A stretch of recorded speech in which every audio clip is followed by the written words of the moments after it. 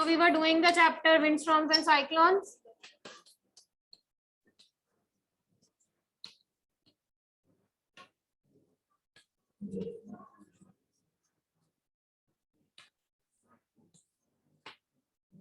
So last time we discussed some of the properties of the air, that air exert pressure. Okay. Next was, हाँ जी, और क्या थी? Hot air it expands and cold air it contracts. Okay. Then we studied about that warm air.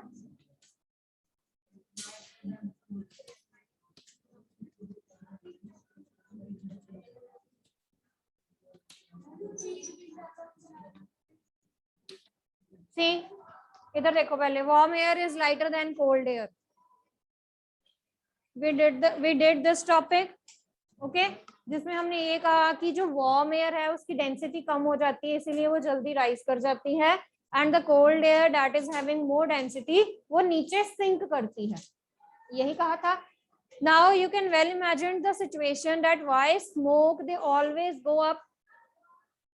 Smoke जो है वो हमेशा ऊपर को ही क्यों rise करता है? Smoke क्या है? It is a mixture of hot gases and ठीक है hot air है उसके आसपास, तो इसीलिए जो smoke है वो किस तरफ जाता है? ऊपर की तरफ जाता है. ओके, हाँ जी.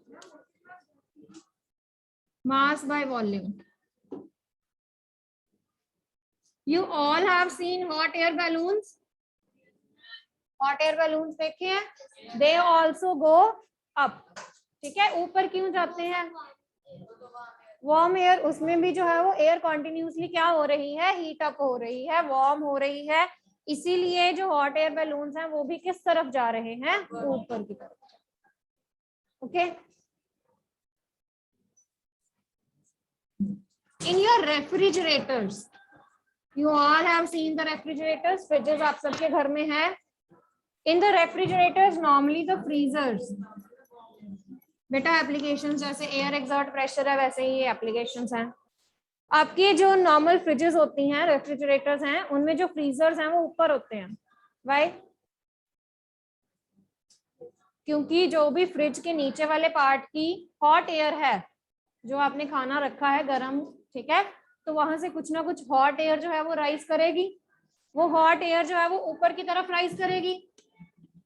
हाँ जी, वो हॉट एयर जो है वो ऊपर की तरफ राइज करेगी ना. ऊपर फ्रीजर के ऊपर क्या है? There is cold air. Freezer के ऊपर क्या है? Cold air. तो ये हॉट एयर जो है फिर वो जो है वो कोल्ड एयर में चेंज हो जाएगी. कोल्ड एयर फिर कहाँ जाएगी? कोल्ड एयर नीचे जाएगी. फिर जो आपकी चीज पहले हॉट थी वो किस में चेंज हो जाएगी? हॉट. Is this clear? जो हॉट एयर आपने जो भी चीज रखी है उसमें से जो हॉट एयर है वो ऊपर जा रही है, फ्रीजर से कूल होके ठंडी एयर जो है वो नीचे आ रही है. Cold air it sinks down, ठीक है, और वो आपकी उस सब्सटेंस को क्या कर रही है? कोल्ड कर रही है, ठंडी कर रही है. हाँ जी, is that clear? And same is the applications for the air conditioners. Air conditioners भी किस तरफ होते हैं? नॉर्मली जो आपके एयर कंडीशनर्स हैं और ऊपर की तरफ फिट करते हो, यही है ना? ऊपर की तरफ लगाते हो ना? क्यों लगाते हो? सेम. जो हॉट एयर है, जो नीचे वाली हॉट एयर है वो किधर जाएगी? जो आपके एसीज हैं वहां से कोल्ड एयर हो जाएगी. जब ये ऊपर जाएगी it will convert into cold air. वो जो कोल्ड एयर है वो फिर से कहाँ आएगी? फिर वो हॉट बनेगी. जो हॉट एयर है फिर वो ऊपर जाएगी. So the circulation it keeps on going. हाँ जी, कंडेंसर्स, हाँ नॉर्मली ऊपर ही लगते हैं थोड़े से. ये नहीं है कि आप अपने पास ही रख लेते हो, नो ना, तो थोड़ी सी हाइट पे ही लगाते हैं ना. Okay, right. So these are the various applications. So the smoke it rises up, right? Hot air balloon they rises up. ACs की application है और refrigerators की application. Is that clear? ठीक है. उसके बाद मैंने आपको करवाया warm air it is accompanied by reduced air pressure, ठीक है। Hot air is accompanied by reduced air pressure, यानी कि जहां पर भी आपकी एयर जो है वो हॉट है या हाई विंड स्पीड्स हैं, तो वहां पर वो क्या कर देंगी, एयर प्रेशर को कम कर देंगे, रिड्यूस कर देंगे। उसके कॉरेस्पॉन्डिंग आपने थोड़ी सी एप्लीकेशन डिस्कस की हैं, जैसे रूफ जो है वो हाउसेज या जो आपकी हट्स होती हैं उनकी क्यों निकल जाती हैं, ठीक है। एरोप्लेन के विंग्स जो है वो कैसे हेल्प करते हैं। ओके, एक्टिविटीज वी डिड 3, एक कैप वाली एक्टिविटी, एक बैलून्स वाली एक्टिविटी, और एक कौन सी थी, फ्लटर करने वाली, जो पेपर को फ्लटर करने वाली एक्टिविटी। ओके, चलिए next write down. These can be one mark question for you. The speed of the wind, the speed of the wind, तो ये 1 मार्क के एमसीक्यू क्वेश्चंस में आपको ये पूछ सकते हैं, is measured with an instrument called anemometer. The speed of the wind, it can be measured with an instrument called anemometer. And the direction of the wind, it can be measured with the help of wind vane. वैसे रफली आपने कोई चीज hold करनी है, वो जिस तरफ मूव कर रही है, that means that is the direction of the wind. Okay, but here we are having a wind vane that is going to show you the direction of the wind.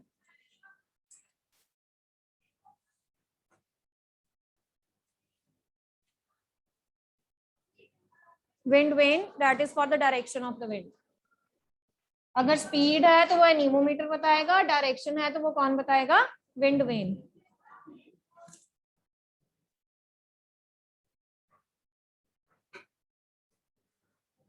And the speed of the wind is measured in kilometers per hour. In kilometers per hour. हाँ जी. Now next is थोड़ा सा geography वाला topic है, ठीक है. So you people might be knowing more better. Next write down, wind currents are generated. Wind currents are generated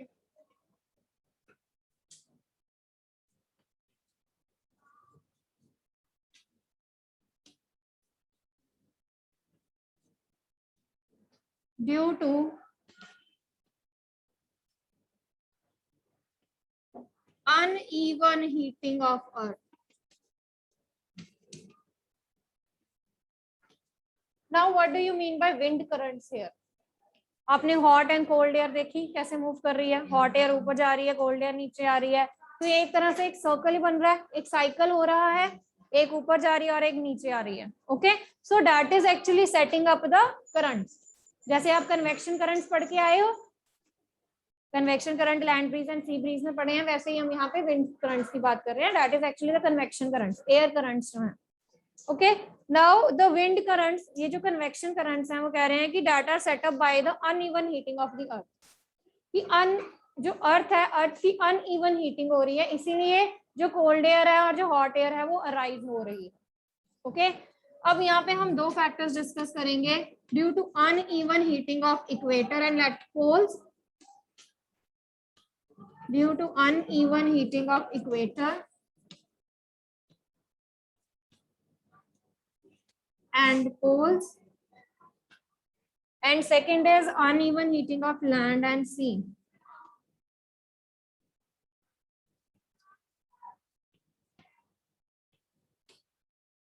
यानी कि जब इक्वेटर और पोल जो है वो अनइवनली हीट होते हैं तब विंड करंट्स जनरेट होते हैं.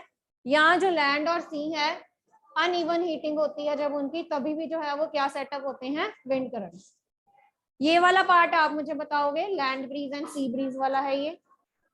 You have done this in the heat chapter, land breeze and sea breeze. ये वाला मैं अभी आपको करवा देती हूँ, इक्वेटर एंड पोल. हाँ, मतलब विंड करंट्स क्यों सेटअप हो रहे हैं, due to uneven heating of the equator and the poles and due to uneven heating of the land and the sea. उसके कारण जो विंड करंट्स है वो सेटअप हो रहे हैं. Okay,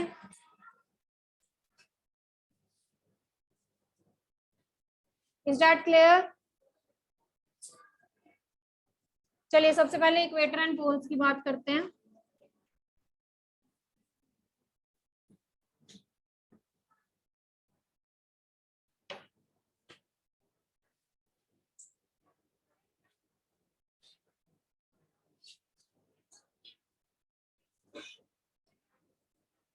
Imagine the earth as a spherical ball. बिल्कुल centre में आपका क्या होता है?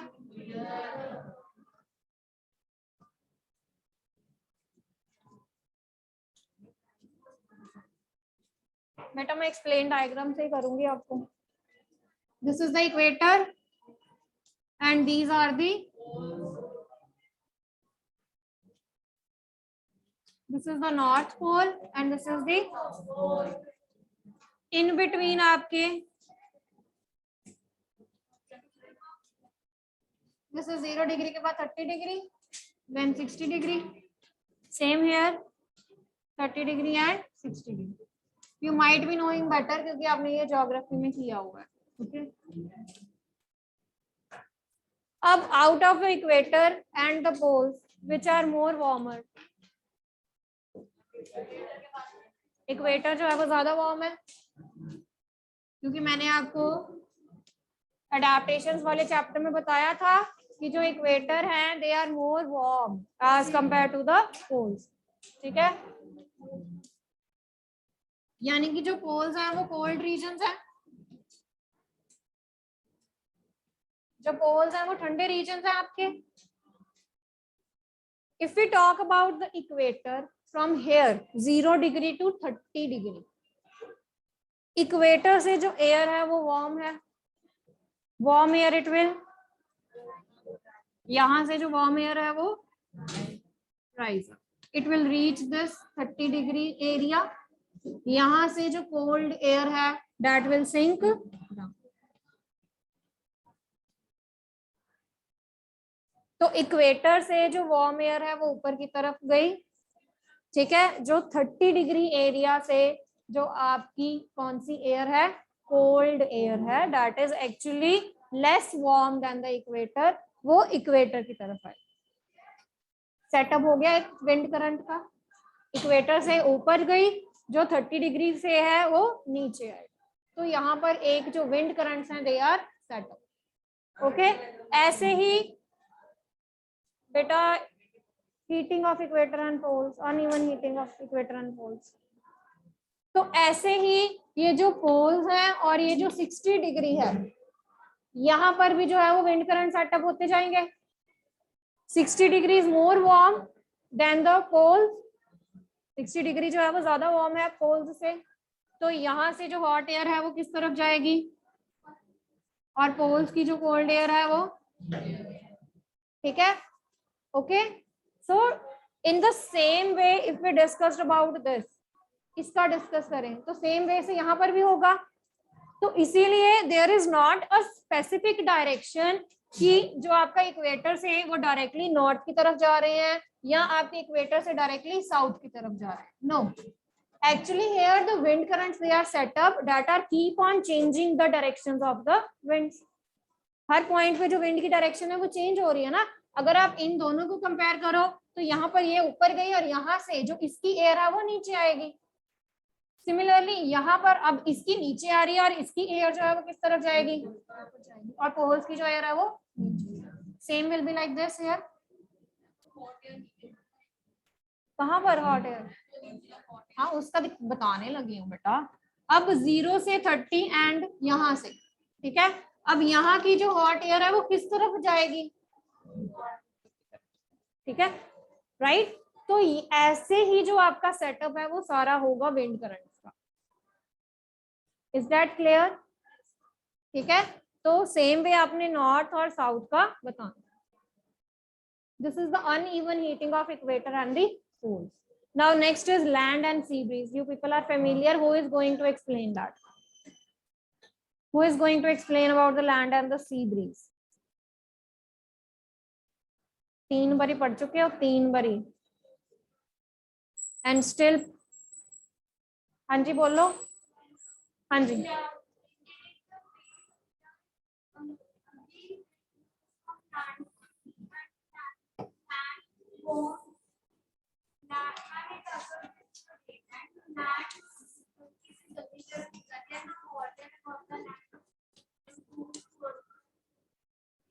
बैठो। समर्स में क्या होता है?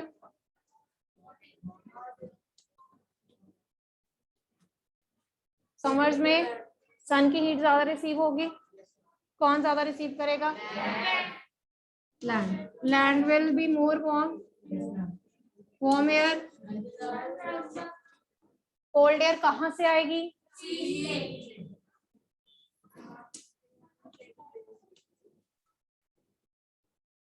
That is going to take the place of the warm air, क्योंकि एयर प्रेशर कम हो जाएगा।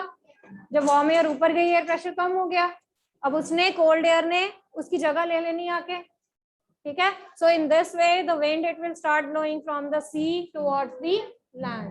This is known as, sea से आ रही है, सी से लैंड आ रही है, कौन सी ब्रीज है?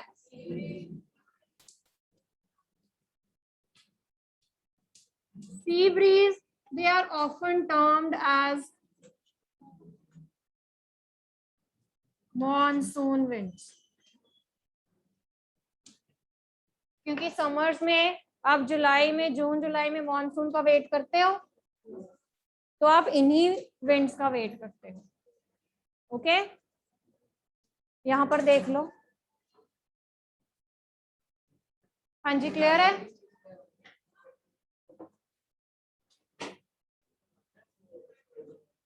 बेटा बनाना है, आपकी मर्जी, आप बनाना बना लो।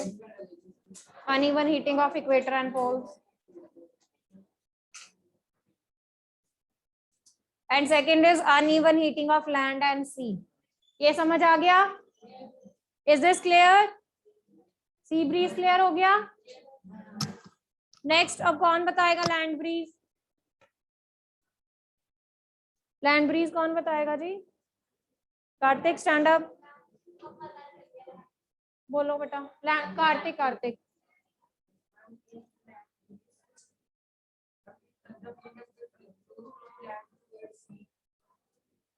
Which is warm and which is cold?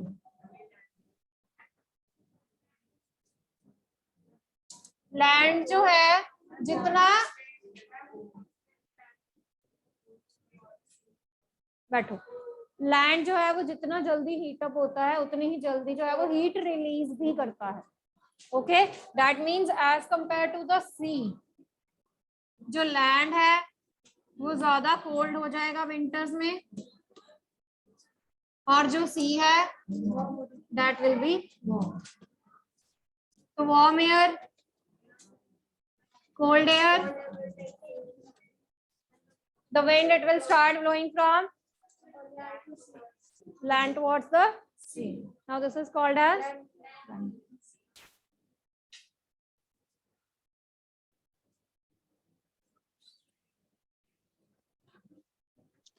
Excuse me ma'am. हाँ जी मैम, जो सी ब्रीज है मैम, वो डे टाइम पर होती है, नाइट टाइम पर? बेटा, सी ब्रीज डे टाइम पे होगी in the summer season. Yes ma'am, yes ma'am, day time. Okay the summer seasons, right? Yes ma'am. Monsoon winds लिखा है। Now this is the diagram for the land breeze. हाँ जी,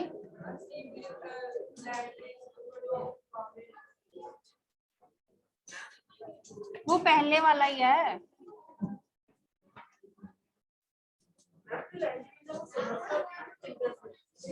land breeze winters में होगी, sea bridge summers में होगी।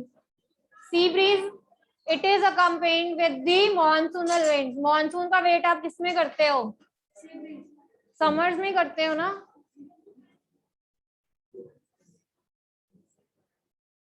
Book दो एक साहेब।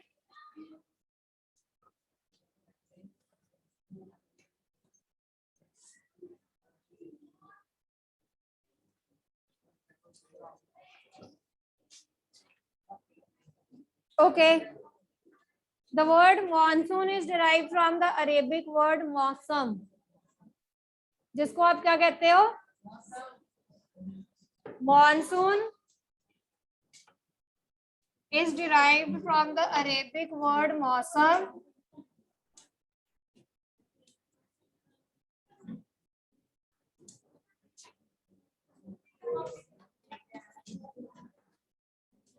That actually means season. Monsoon is derived from the Arabic word मौसम, जिसका actual meaning क्या है? Season.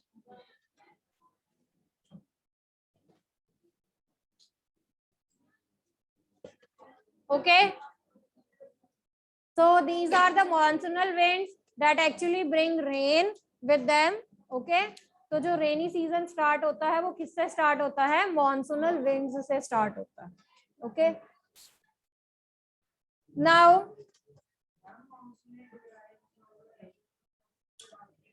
that means season.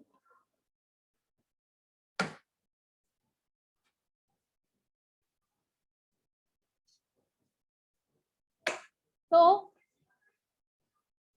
when the rain come you feel happy, है ना, कि रेनी सीजन स्टार्ट हो गया, अब रेन्स होंगी. Okay. So the farmers they also enjoy the season, क्योंकि उनकी जो क्रॉप्स हैं उनको एडिक्वेट अमाउंट ऑफ जो रेन है वो मिल जाती है. But sometimes these rains they can be harmful for us also when they are in very excess. Okay. So excess में जब रेन होती है, yes, it can cause some of the hazards also. Okay. So that can give to the conditions of floods आ सकते हैं, cyclones होते हैं. बहुत ज्यादा जब रेन होती है उसके साथ जो है वो इलेक्ट्रिक करंट जो है, थंडर स्टॉर्म. ठीक है. आप आवाज सुनते हो ना, ठीक है. तो साउंड्स भी जो है वो आनी शुरू होती हैं. Electric current, electricity is also accompanied with the rain.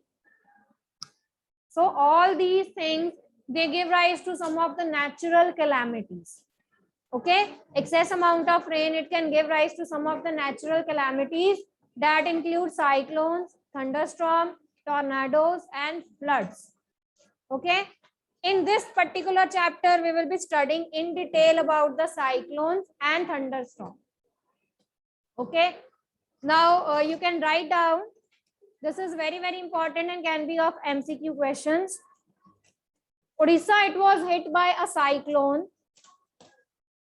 Odisha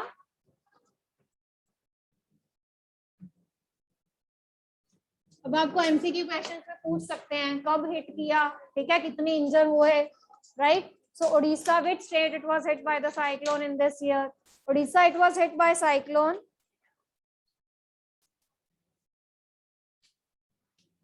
with a speed of 200 kilometer per hour.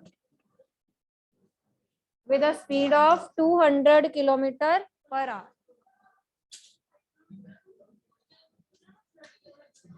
Huh? Write down the date, 18 October 1999.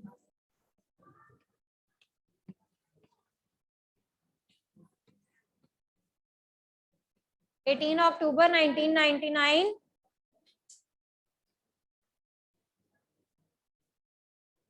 That actually covered 45,000 houses and 7 से भी ज्यादा lakh people जो थे वो injured थे. That means it was very severe one. 45,000,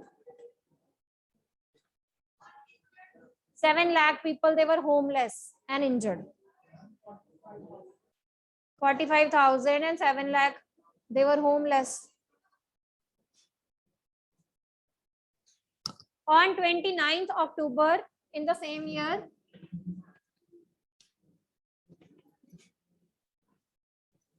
मतलब nearly 11 दिन बाद, okay, a second cyclone with wind speed of 260 kilometre per hour, उससे भी ज्यादा इंटेंसिटी वाला साइक्लोन जो था, that hit Odisha. In the Odisha again in the same year, just after 11 days. हाँ जी. And that was accompanied by water waves also. Water waves भी थी उसमें, यानी कि ओशंस में भी बहुत ज्यादा हाई साइक्लोन्स आए.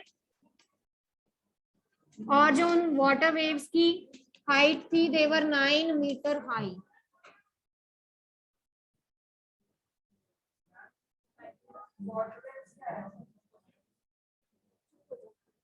कौन है? बाहर निकाल दो इनको।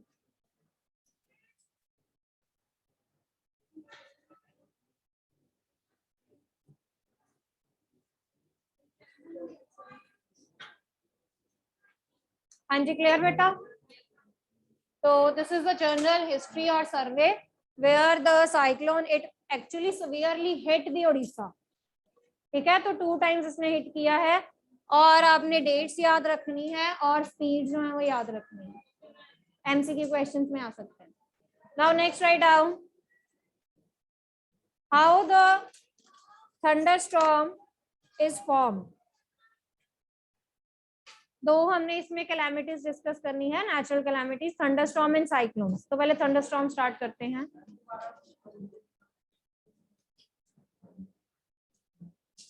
Let's discuss about the thunderstorm firstly.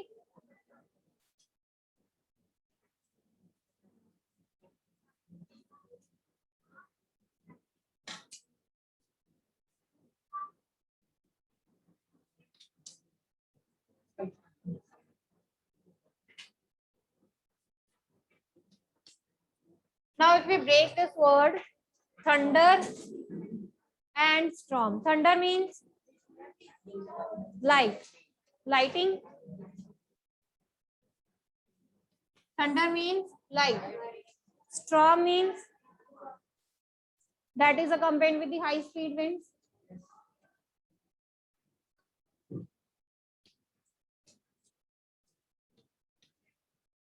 यानी कि बहुत ज्यादा हाई स्पीड विंड्स जो हैं वो ब्लो कर रही हैं, उनके साथ जो है रेन एंड लाइट की जो कंडीशंस हैं they are there, that is known as thunderstorm. So the storm that is accompanied with the lighting and the water or heavy rain, that is known as thunderstorm. ठीक है, ये storm सामने देख लो बेटा, ये स्टॉर्म जो है वो अपने साथ साथ क्या ला रहा है, बहुत ज्यादा high amount of rain, rain बहुत ज्यादा है, rainfall, high rainfall and the conditions of lightning. Okay, a violent storm with thunder and lightning is called thunderstorm.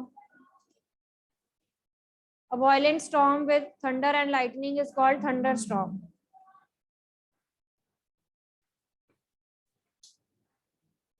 अब थंडरस्टॉर्म को 3 चीजों की जरूरत है.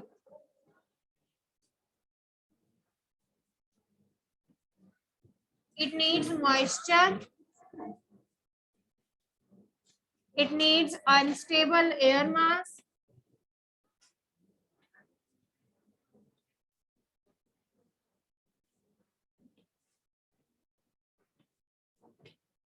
so for the thunderstorm to originate, thunderstorm को राइज करने के लिए, ओरिजिनेट करने के लिए, स्टार्ट होने के लिए 3 चीजों की जरूरत है. एक है मॉइस्चर, एक है unstable air mass and the third is uplifting force.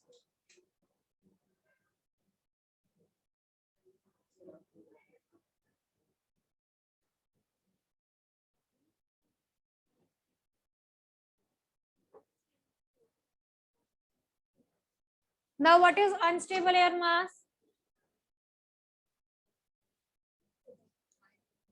What is unstable air mass?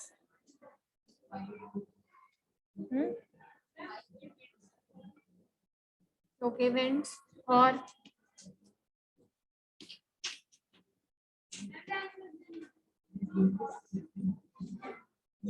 मतलब हॉट एंड कोल्ड एयर चाहिए. That means it needs hot and the cold air. यही चाहिए इसको. अनस्टेबल एयर मास क्या है? Hot and cold air का combination.